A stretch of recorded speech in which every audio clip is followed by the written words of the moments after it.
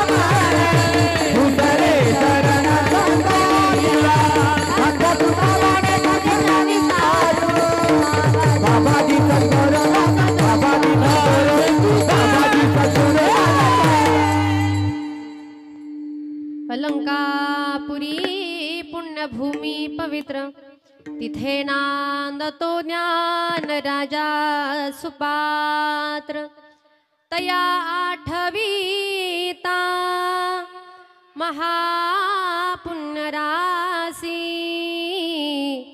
नमस्कार माझा श्री सद्गुरु ज्ञानेश्वरासी. ओम नमो ज्ञानेश्वरा करुणा करा दयाळा, तुमचा अनुग्रह लाधलो पावन झालो चराचरी. मी कळा कुसरी काही जणीने, बोलतो वचन अति भाविका.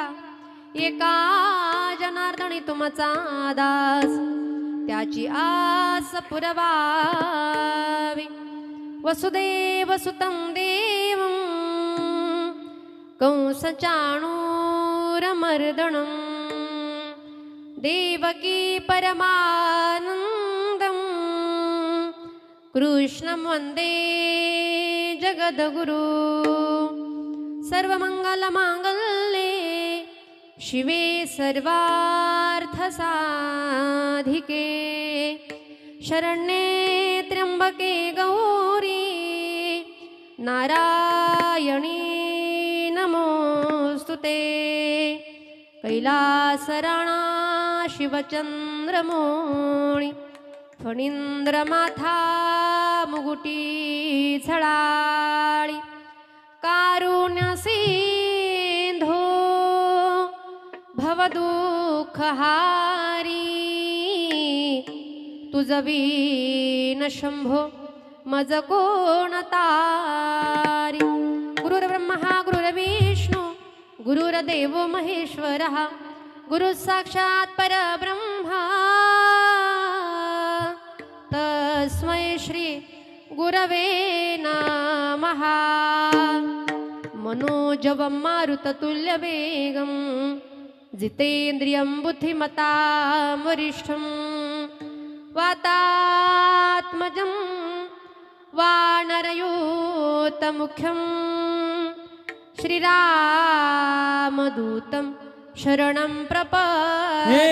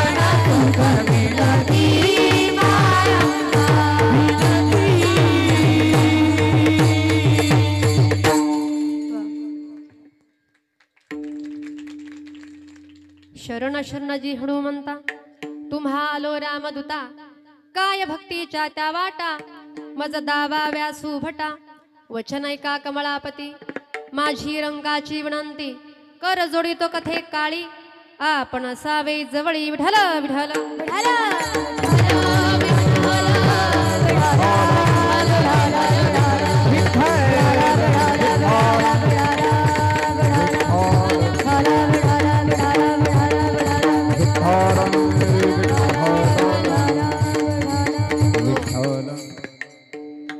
प्रस्तुत अभंगाला सुरुवात करण्यापूर्वी थोडासा परिहार द्यायचा तो असा।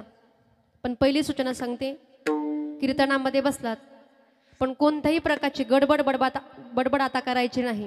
पुरुष मंडळ बिचारे शांतच आहे, पण खास करून माझ्या माता भगिन्या, तुझं काय चाललंय, माझं काय चाललंय, नातवंडाचं बरं आहे का, मुलाचं बरं आहे का, सुनबाई बोलते का नाही, बोलते का, हा नाही म्हणा ना काहीतरी। सगळ्या गप्पा मारू आपण, पण कीर्तन झालं की निवांत 2 तास अगदी माझ्या सगट चालेल ना, चालेल का? हा हो म्हणतात त्या काय टेन्शन नाही, पण कीर्तनामध्ये कोणी बडबड करायची नाही। कीर्तनामध्ये बडबड जर केली तर पुढच्या जन्मी कोण होतो माहिती ना? वा, कीर्तनी बडबड करील जो कोणी आणि बेडूक होणी येईल जन्मा। पुढच्या जन्मामध्ये बेडकं व्हायचं नसेल तर थोडा वेळ काय करायचं, आता शांत बसा। विठ्ठल विठ्ठल विठ्ठल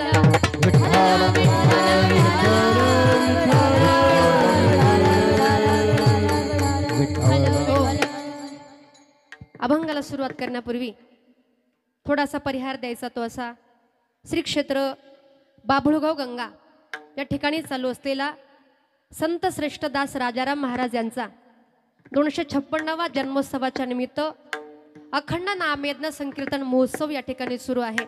अतिशय सुंदर असा नियोजनामध्ये, गोड अशा आयोजनामध्ये आपल्या सर्वांच्या अथक प्रयत्नांमधून पांडुरंग परमात्म्याच्या कृपेनं आणि साधू संतांच्या कृपा आशीर्वादानं अतिशय सुंदर असा नामयज्ञ सप्ताह या ठिकाणी संपन्न होतोय। आणि या सप्त्याचा आजचा हा 4था दिवस आहे। आणि खरं तर 4थ्या दिवसाचं पुष्पगुप्ना करता आज या ठिकाणी माझ्याकडे आलेला आहे। समस्त ग्रामस्थ सप्ताह कमिटी असेल, चिदंबर स्वामी मंदिर देवस्थान ट्रस्ट असेल, समस्त ग्रामस्थ बाबुळगाव गंगा असेल, अतिशय तुम्हा सर्वांच्या माध्यमातून ही सेवा माझ्याकडे आली। ज्यांच्या माध्यमातून कार्यक्रमाकरता संपर्क झाला आदरणीय किरण भाऊ कुंजीर आणि या ठिकाणी चिदंबर स्वामींचे 7वे वंशज आदरणीय हरिभक्त परायण गुरु चिदंबर बाबा दीक्षित, खरं तर दास राजाराम महाराजांचे 7वे वंशज हरिभक्त परायण कैलासप्पा आणि दास राजाराम महाराजांचे 8वे वंशज या ठिकाणी शुभम महाराज परदेशी आहेत, शिंदे महाराज। अतिशय आपल्या सर्वांच्या ठिकाणी प्रथमतः मनापासून धन्यवाद व्यक्त करते।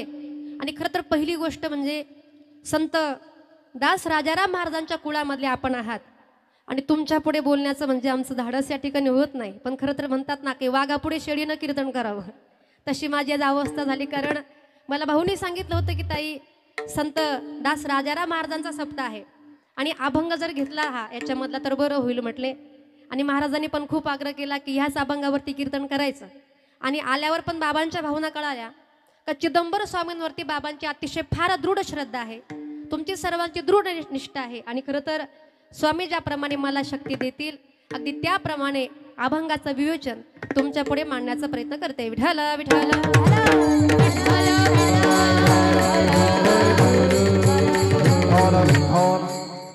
तसेच माझे गुरुवर्य आदरणीय हरिभक्त परायण विठ्ठल महाराज वागचौरे यांच्या गुरुकृपेने माझे वडील कैलासवासी भानुदास महाराज गजे यांच्या पवित्र स्मृतीला अभिवादन करून महाराज मंडळी, वारकरी मंडळी तुम्हा सर्वांच्या चरणी नतमस्तक होते। मस्तक हे पायावरी वारकरी संतांच्या, वारकरी संतांच्या, वारकरी संतांच्या। मस्तक हे पायावरी वारकरी संतांच्या, वारकरी संतांच्या, वारकरी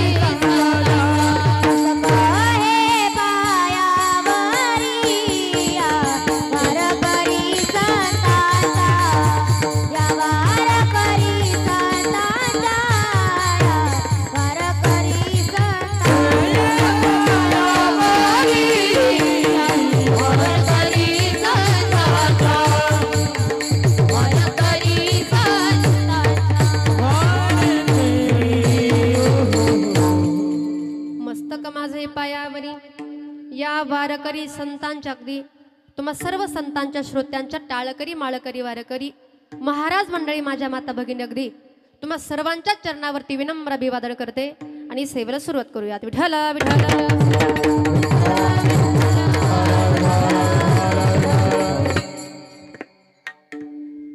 प्रस्तुत प्राप्त प्रसंगी प्राप्तस्थळी कीर्तन रूपी सेवेकरिता निवडलेला भंग संभाजीनगर जिल्ह्यामध्ये वैजापूर तालुक्यामध्ये श्री क्षेत्र बाभुळगाव गंगा या ठिकाणी जन्माला आलेले संत दास राजाराम महाराज आणि त्या राजाराम महाराजांच्या 4 चरणांचा चिदंबर स्वामींच्या नामाचा महिमा किती आहे।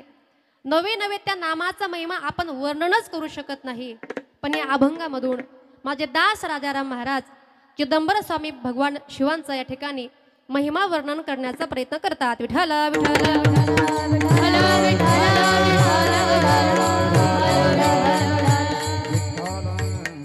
खरं तर ज्या ठिकाणी 3 गोष्टी एकत्र येतात त्याला तीर्थक्षेत्र म्हटलं जातं।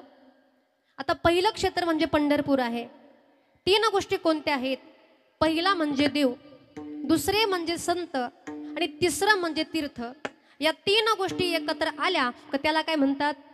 तीर्थक्षेत्र म्हणतात। आणि आपलं बाभळगाव गंगा हे पण काय आहे माहित नसेल तर काहींना सांगते मी, ऐका। आता पंढरपूरमध्ये मला सांगा देव कोणता आहे? सगळ्यांना बोलता येते ना? इकडे पुरुष मंडळ, इकडे महिला मंडळ, जरा बोलत चला।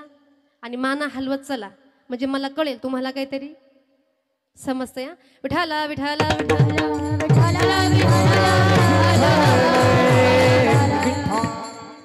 बघा, पंढरपूरमध्ये देव कोणता आहे? श्री विठ्ठल आहे. संत कोण आहे? पुंडलिक आहेत. आणि तीर्थक्षेत्र कोणतं आहे? चंद्रभागा आहे. दुसरं क्षेत्र आहे त्र्यंबकेश्वर. त्र्यंबकेश्वर येथे देव कोणता आहे? सदाशिवाचा अवतार ते आहेत. संत कोण आहे? निवृत्तीनाथ महाराज आहे. आणि तीर्थक्षेत्र काय आहे? गंगा आहे. तिसरं त्या ठिकाणी क्षेत्र आहे ते म्हणजे आळंदी आहे. आळंदी येथे देव कोणता आहे? आळंदी हे गाव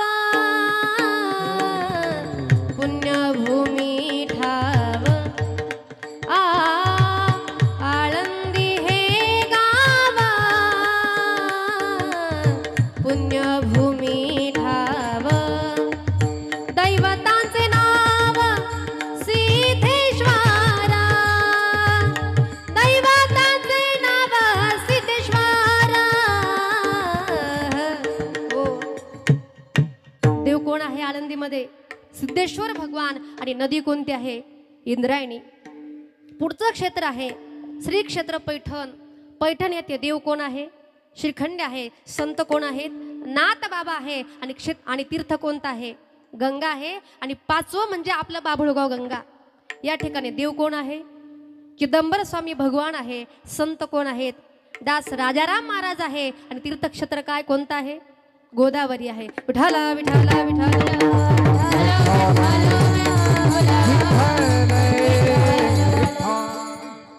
म्हणजे श्री क्षेत्र म्हणण्यापेक्षा तीर्थक्षेत्र आपलं बाभुळगाव गंगा आहे. आणि या गावामध्ये संत दास राजाराम महाराज या ठिकाणी या पावन भूमीमध्ये, या पवित्र भूमीमध्ये त्यांच्या येण्यानं, त्यांच्या वास्तव्यानं आपली भूमी पावन झालेली आहे. आणि ते दास राजाराम महाराज सांगतात चिदंबर स्वामींच्या नामाचा महिमा किती आहे. आता पहिली गोष्ट, चिदंबर या शब्दाचा अर्थ काय? तर धर्म चतुर्विध पुरुष. पुरुषार्थ 4 आहेत: धर्म, अर्थ, काम आणि मोक्ष. जो चिदंबर स्वामींचं मनापासून भजन करतो त्या पुरुषाला हे 4ही पुरुषार्थ मिळतात. आणि ऐका, चिदंबर नाव हे सगळ्या साधनांचं सार आहे. नवे नवे चिदंबर नाम हे सगळ्या विश्वाचं उत्पत्ती स्थान आहे. सगळ्यांना आपल्याला माहित आहे आपला मूळ मंत्र कोणता आहे? ओंकार हा आपला मूळ मंत्र आहे. मुख्य महामंत्र नाम चिदंबर. मुख्य महामंत्र नाम चिदंबर. देहो मुख्य महामंत्र नाम चिदंबर. मुख्य महामंत्र नाम चिदंबर. मुख्य महामंत्र नाम चिदंबर. मुख्य महामंत्र नाम चिदंबर.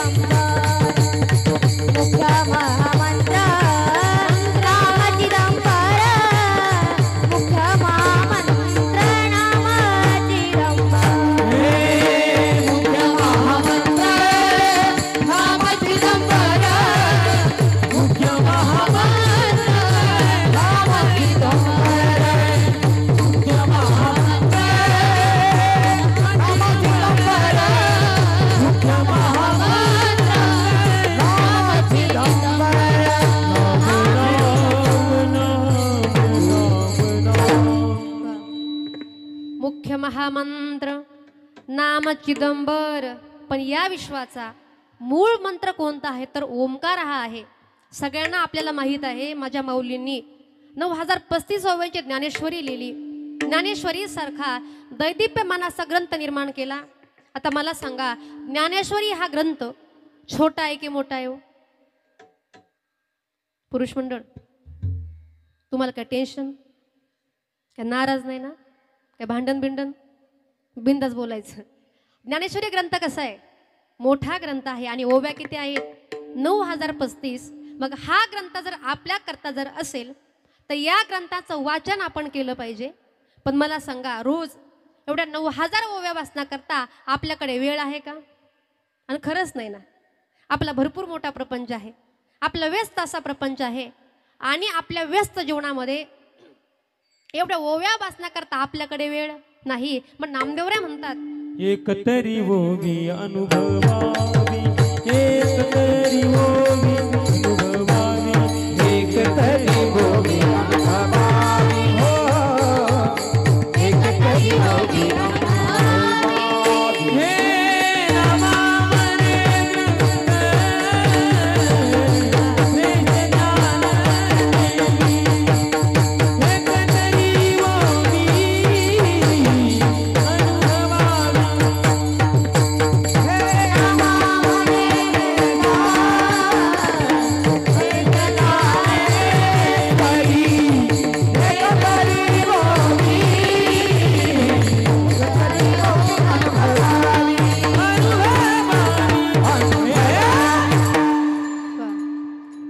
म्हणे ग्रंथ श्रेष्ठ ज्ञान देवी आणि एक तरी ओवी अनुभवावी. जास्त नका वाचू.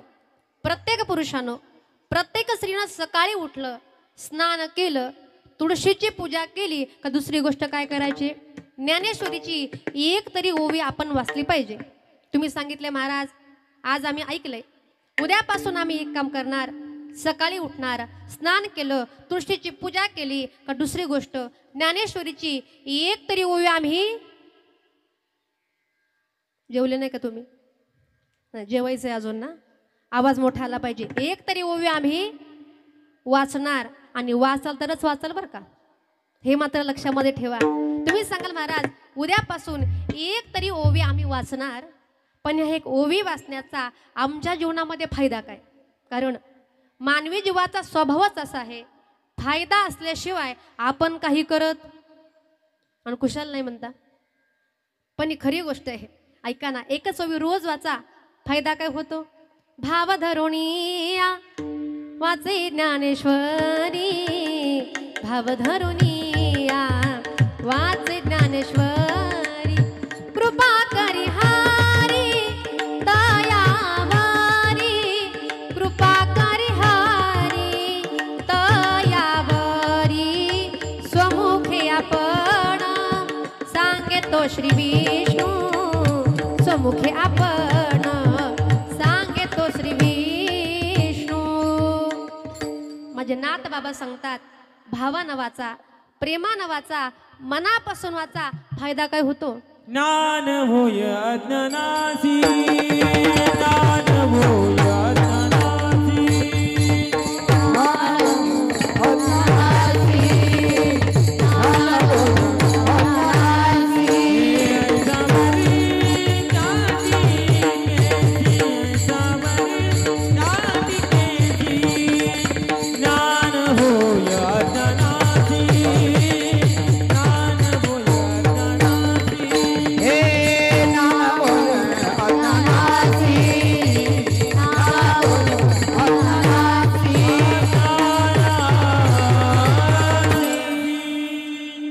ज्ञानालाही ज्ञान मिळतं अशी कोणती जागा आहे ती फक्त ज्ञानेश्वरी आपली माय आहे. आणि म्हणून तिचं वाचन आपण केलं पाहिजे. मनापासून वाचा. कृपा करी हरी तयावरी. तो भगवान परमात्मा आपल्यावरती कृपा करतो. आणि एकदा की त्या भगवान परमात्मानं आपल्यावर कृपा जर केली ना या जगामधला आपला किती मोठा शत्रू असू द्या या जगामध्ये आपल्याबद्दल कोणी किती वाईट बोलू द्या पण आपला केस देखील कोणी वाकडा करू शकत. ही ताकद कशामध्ये आहे? ज्ञानेश्वरीमध्ये आहे. तुलसीदासजी सांगतात जितने तारे गगन में उतने शत्रु होया कृपा करे एक रघुराज तो बालन बाका हो देव राखी तया मारिले कोण देव राखी तया मारिले देव राखी तया मारिला कोण देव राखी तया मारिला कोण देव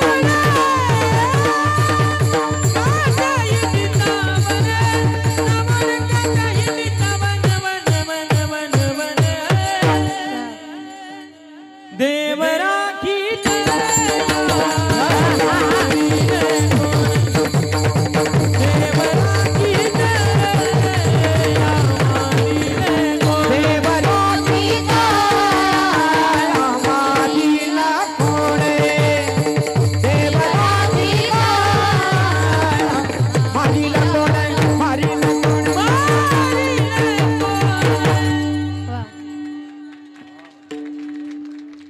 आपला बाजार कोणवारी असतो बरं? हा बुधवारी. मग बाजारामध्ये गेलात किती येतात का टाळ्या वाजवता? मग इथं घ्या ना वाजवून आता. विठाला विठाला विठाला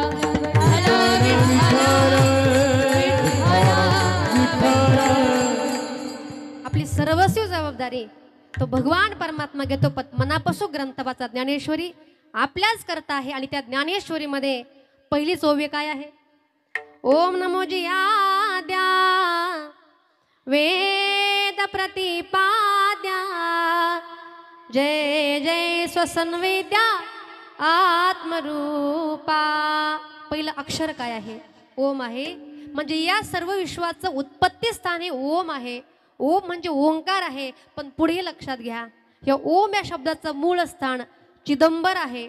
मुख्य महामंत्र नाम चिदंबर आणि मूळ माया ओंकार जेथोणिया, का ज्याचा महिमान आजपर्यंत कुणालाच कळलं नाही. तुम्हाला सांगेल, नामामध्ये फार ताकद आहे आणि नामामध्ये फार त्या ठिकाणी ऐश्वर्य सामर्थ्य नामामध्ये दडलेलं आहे. आणि म्हणून त्या भगवान परमात्म्याचं नाम चिंतन आपण केलं पाहिजे. कारण नाम या जगामध्ये सगळ्यात श्रेष्ठ आहे. सकळ मंगलनिधी श्री विठ्ठलाचे नामाधी त्या भगवंताचं नामचिंतन आपण केलं पाहिजे.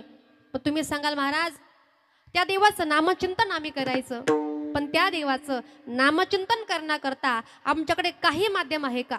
तर बघा, भगवान परमात्म्यानं तुम्हाला मला सुंदर असा नरदेह दिलाय. जेने हा जीव दिधला दाना दया जे करीन चिंतन जग जीवन नारायण गाईन गुण तयाचे जोया भीव रे चातिरी जोया भीव रे चातिरी जोया भीव रे जोया भीव रे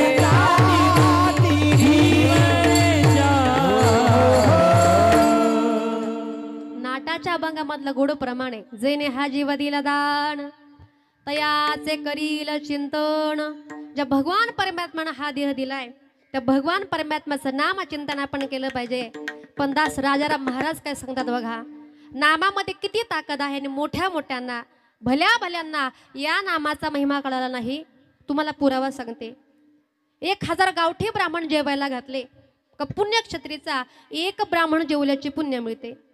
पुण्यक्षत्रीचे 1000 ब्राह्मण आपण जेवायला घातले का एक वेद पाठक जेवल्याचे पुण्य मिळते. आता वेद पाठकाचे 4 प्रकार आहेत: वेदी, द्विवेदी, त्रिवेदी आणि चतुर्वेदी. असे हजारो वेद पाठक जेवायला घातले का एक पंडित जेवल्याचे पुण्य लागते. पंडित म्हणजे कोण? का ज्याचे 4 वेद, 6 शास्त्र आणि 8 पुराण ज्याचे मुखोद्गत आहेत ना, त्याला पंडित असं म्हणतात. असे हजारो पंडित जेवायला घातले का एक संन्यासी जेवल्याचे पुण्य लागते. पण संन्यासी म्हणजे कोण? फक्त भगवे वस्त्र धारण करणारा नाही. माझे माऊली ज्ञानोबा आहे 5व्या अध्यायामध्ये गोड वर्णन करतात. संन्यासाची व्याख्या काय? मी माझे आठवण विसरले जयाची अंतकरण पार्था तो संन्याशी जाण निरंतर.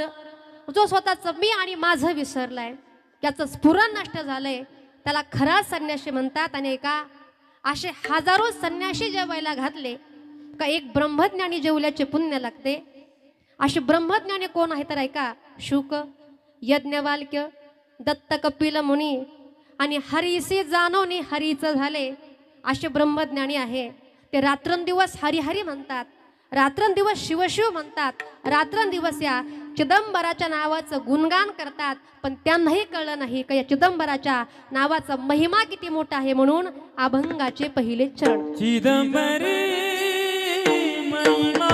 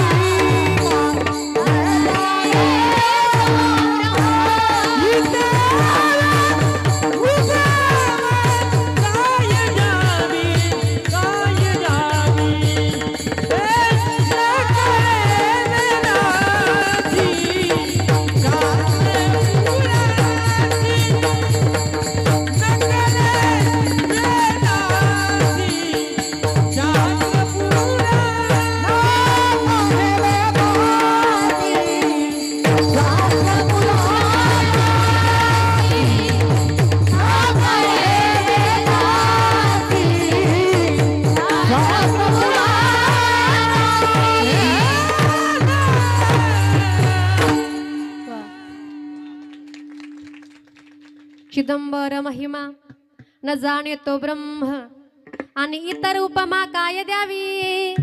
ब्रह्मज्ञानालाही कळलं नाही तर तू आम्हाला कसं समजणार देवा. पण ऐका, देव जर कळून घ्यायचं असेल ना, त्या देवाचं वर्म तुम्हाला आम्हाला कळलं पाहिजे. कारण देवाचं वर्म हे फार महत्वाचं आहे. नवे नवे देवाला काय आवडतं ते आपण केलं पाहिजे. बघा आता एवढा मोठा भगवान परमात्मा आहे, त्या भगवान परमात्माला काय आवडतं. आवडे देवासी ऐका तो प्रकार. नामाचा उच्चार रात्रंदिवस आहे, नामाचा उच्चार रात्रंदिवस. उच्चार रात्रंदिवस आहे, नामाचा उच्चार रात्रंदिवस आहे. आवडे देवासी तो ऐका प्रकार. देवासी तो ऐका प्रकार. आवडे देवासी तो ऐका प्रकार. देवासी तो ऐका प्रकार.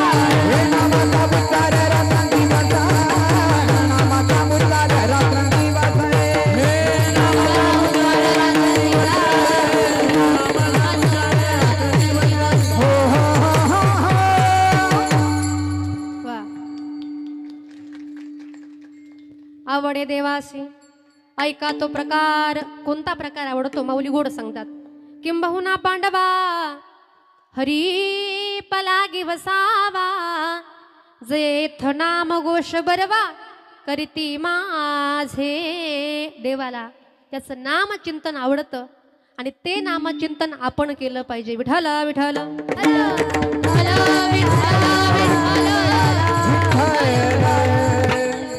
आणि म्हणून देवाच्या आवडीचं करत चला. आपण आपल्या व्यवहारामधलं उदाहरण घेऊ. समजा आपल्याकडे एखादा सण जर आला, त्या सणाच्या दिवशी आपण नैवेद्य देवाच्या आवडीचा करतो का आपल्या आवडीचा करतो. हा हसता म्हणजे काहीतरी गडबड आहे. आपण काय म्हणतो, पुरणपोळी रोज होते, दुसरं काहीतरी होऊन जाऊ द्या. म्हणजे नैवेद्य कोणाच्या आवडीचा करतो, आपल्या आवडीचा करतो. पण ऐका, आपली आवड निवड कधी बदलेल आपण सांगू शकत नाही. सोपी गोष्ट आहे. या धर्म मंडपामध्ये एवढे लोक बसलेत, आता प्रत्येकाची आवड निवड सारखी आहे का? बरं यांचं सोडा. आपल्या एका घरामध्ये सगळी आपले 7-8 लोक असतात, त्यांची आवड निवड सारखी असते का? बरं त्यांचं सोडा. एकच जोडपं नवरा बायकोचं, त्यांची आवड निवड सारखी असते का? हां नाही, एकमेकाकडे बघू नका. असते का? नाही. मग असते नक्की कुणाची? पण बरोबर बोलता तुम्ही. समजा बायकोला चहा जर आवडला तर नवऱ्याला काय आवडते? कॉफी. तुमचा मोठा अनुभव आहे. बायकोला वांग्याची भाजी आवडली तर नवऱ्याला? हां बोला ना, तुम्ही नाराज आहे का काही? तुम्ही बोलत चला. नवऱ्याला काय आवडते? कांद्याची. वा, विठाला विठाला विठाला.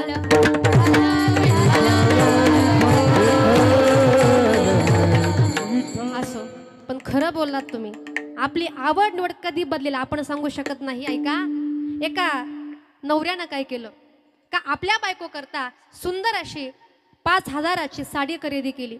किती हजाराची पुरुष मंडळ? किती हजाराची? तुम्ही बोलत चला नाही तर मी अशीच उभी राहते इथं. किती हजाराची? घेऊ नका पण बोला ना. ते बिचारा काय म्हणणार आहे? काही म्हणणार नाही. किती रुपयाची खरेदी केली? 5,000ची साडी खरेदी केली. घरी आला, बायकोला दाखवली, आनंद वाटला, म्हटली अरे वा किती छान साडी आहे. जरा उचकून बघितली आणि किंमत बघितली, म्हटली 5,000 रुपये. एवढी माकोडं साडी असते का? म्हटली एक काम करा, म्हटली पुन्हा दुकानामध्ये जा आणि ही साडी नेऊन द्या. आता बायकोचा आदेश मोडता येईल का? नाही म्हणतात बिचारे. तुम्हाला बराच सासरू असा आहे मोठा वाटतं. आता काय करावं त्यानं? ती साडी घेतली आणि त्या दुकानामध्ये गेला, साडी वापस केली. दुकानदार म्हटलं काय झालं? म्हटलं काही नाही, माझ्या बायकोला ही साडी काय आवडली नाही, वापस घ्या म्हटली. पैसे घेतले, पुन्हा घरी आला. आता मध्ये 4-5 महिने गेले. नीट लक्ष द्यावर का तरच कळेल. मध्ये 4-5 महिने गेले आणि हाच माणूस पुन्हा त्याच दुकानदाराकडे गेला. म्हटलं का हो दुकानदार साहेब, 5 महिन्यांपूर्वी तुमच्याकडे मी साडी दिली होती, ती साडी आहे का? म्हटला. दुकानदार म्हटले आहे ना साडी. पण त्याला आठवलं का 5 महिन्यांपूर्वी याच्या बायकोला ही साडी काय आवडली नव्हती. तो म्हटला का हो दुकानदार साहेब, का हो साहेब, तुमच्या बायकोची आता आवड निवड बदलली का? म्हटलं साहेब, तिची आवड निवड नाही बदलली, मी आता बायकोच बदलली. विठाला विठाला विठाला.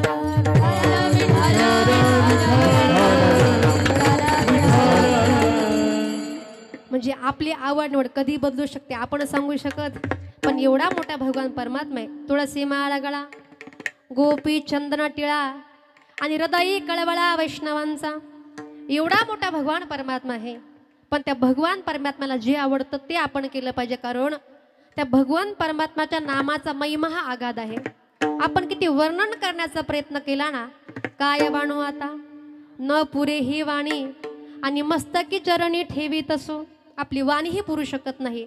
आपण ते वर्णनही करू शकत नाही. की ठिकाणी महर्षी व्यास मुनी स्कंद पुराणामध्ये सांगतात, चिदंबरोतु नाम श्रेष्ठम ही बहुमानसु यदुच्चारण मंत्रेण पुण्यराशी स्वयं नरः. चिदंबर नाम हे सगळ्या नामांमध्ये श्रेष्ठ नाम आहे. आणि अशा नामाचा आपण नामजप जर केला, यदुच्चारण मात्रेण नुसता उच्चार जरी केला, याचा फायदा काय होतो का तो नर, तो मनुष्य पुण्य राशीला प्राप्त होतो. आणि अशा नामाचा महिमा जो ब्रह्मादिकांनाही कळाला नाही, जो आपल्यालाही कळाला नाही. संत माते म्हणतात, देवा तू किती मोठा आहेस रे, तू वेदांनाही कळला नाही. देवा तू किती मोठा आहेस. वेदा नाही नाही कळला, वेदा नाही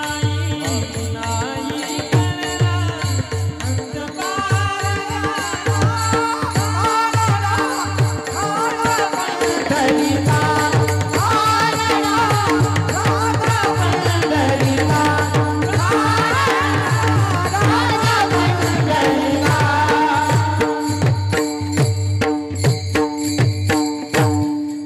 वेदांनाही कळला नाही असा तो भगवान परमात्मा. पण कोण? कानडा राजा पंढरीचा. तुम्ही सांगाल महाराज तुम्ही चिदंबर स्वामींबद्दल बोलताय आणि प्रमाण काय दिलं? वेदांनाही नाही कळाला अंत पारायाचा कानडा राजा पंढरीचा पण लक्षामध्ये घ्या, देवादेवांमध्ये भेदभाव आपण करायचा नाही. हरिहरा भेद काही नका करू वाद, त्याच्यामध्ये वाद आपण करायचा नाही, कारण देव फक्त एकच आहे. आपल्या हिंदू संस्कृतीमध्ये देवाचे अवतार किती आहेत हा, पण आपण म्हणतो देव 33 कोटी आहेत. आपण काय म्हणतो, देव 33 कोटी आहे. पण तुम्हाला सांगते, देव 33 कोटी नाही, देव फक्त एकच आहे. आणि देवानं आपल्या भक्ताकरता आमचा भगवान परमात्मा आनंद रूपाने नटला. अनंतावतार घेसी भक्ता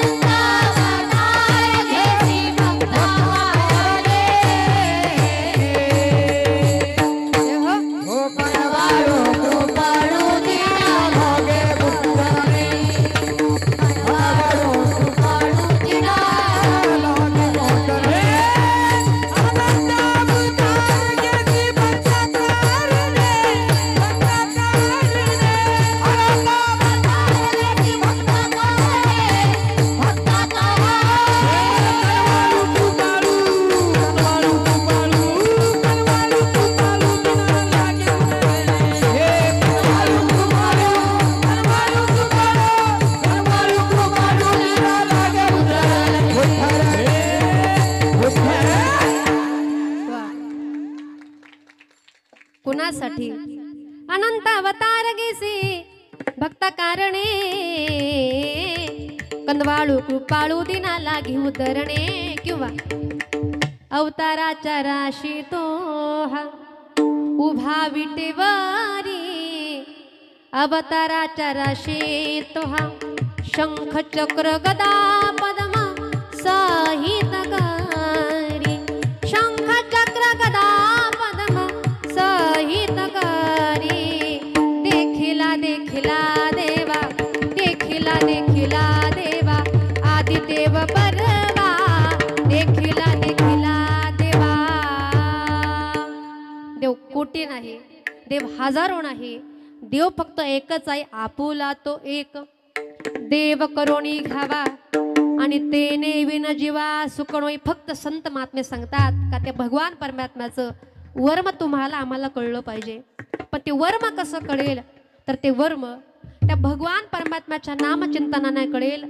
आपण या ठिकाणी आलात, पण त्या भगवान परमात्म्याचं वर्म कळलं पाहिजे. आणि हल्लीच्या जीवनामध्ये जगताना वर्म कळणे फार महत्वाचं आहे. आणि एका वर्म जर कळलं नाही, तर त्या ठिकाणी तुम्हाला आम्हाला दुःख भोगल्याशिवाय पर्याय नाही. विठ्ठल विठ्ठल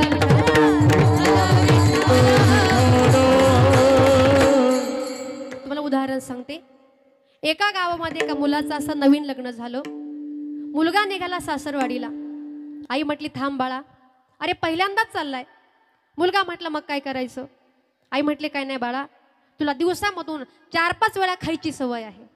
आता बघा, मुलगा किती मोठा होऊ द्या, पण आईला कसा असतो तो, ते म्हण आहे ना आपल्याकडे, आपला तो बाळ्या आणि लोकांचं ते वा हुशारात.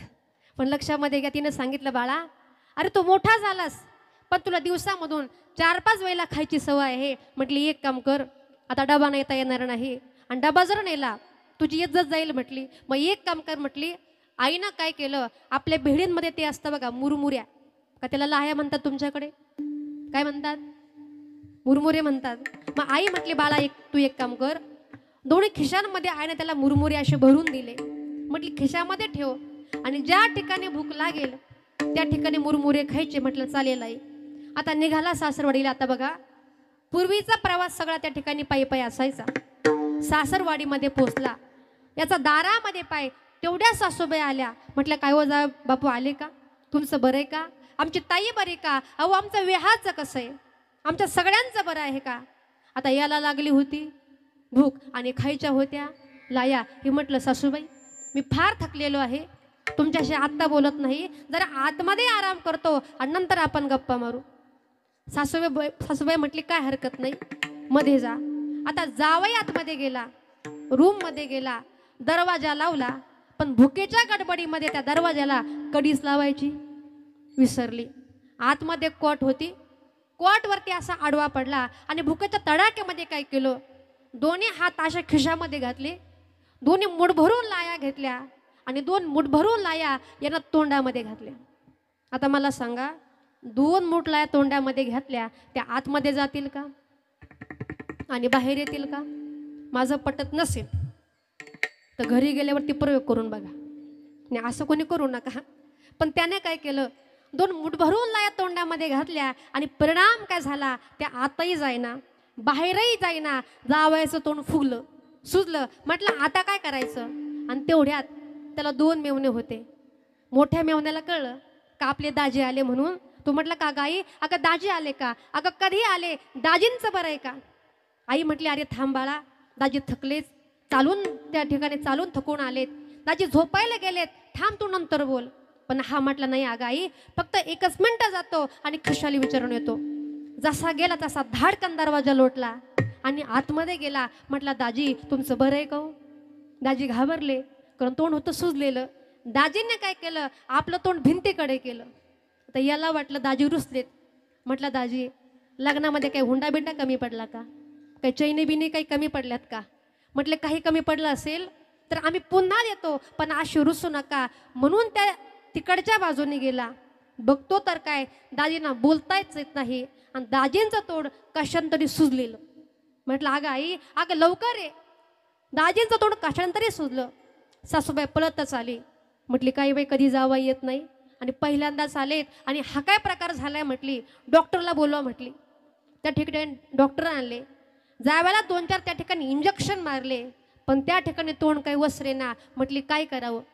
सासूबाई आता भरपूर टेन्शनमध्ये. म्हटली काय करायचं बाई, पहिल्यांदा आले आणि हा काय प्रकार घडलाय. म्हटली एक काम करू, आपण जरा आपला गावठी उपाय करू. म्हटली एक काम करा, 2 लोखंडाच्या उलातण्या आणा आणि चुलीमध्ये तापायला घाला. हा सगळं ऐकत होता. म्हटलं जाऊ दे मरू दे, पण आपलं खरं सांगायचं नाही. म्हटला आपलं वर्म त्यांना कळू द्यायचं नाही. 2 लोखंडाच्या उलातण्या चुलीमध्ये तापायला घातल्या, तर चरीत अशा लाल उलातण्या केल्या आणि जावयाच्या तोंडासमोर आणल्या. तरीही जावय काही बोले ना, कारण जावयाची जातच अशी असते. सासर वाडीला असताना किती त्रास सहन करावा लागला तरी चालेल, पण आपली इज्जत जाऊ द्यायची. किती मोठं नाही म्हणतात बिचारी. आता त्यानं पण हाच विचार केला. उलातणीचे चटके त्या ठिकाणी खाल्ले, भरपूर चटके बसले, पण जावाई काहीच बोलत नाही. गर्दी त्या ठिकाणी झाली. जावायचं तोंड सुजलं, अनेक उपाय केले, पण काही बरे होईना. सासूबाई फार घाबरल्या. बरोबर संध्याकाळची वेळ झाली. याचा छोटा मेवणा शाळेमध्ये गेला होता, शाळा सुटली तो घरी आला. म्हटलं काही आमच्या घरासमोर एवढी गर्दी कशा करता झाली. लोक म्हटले काहीतरी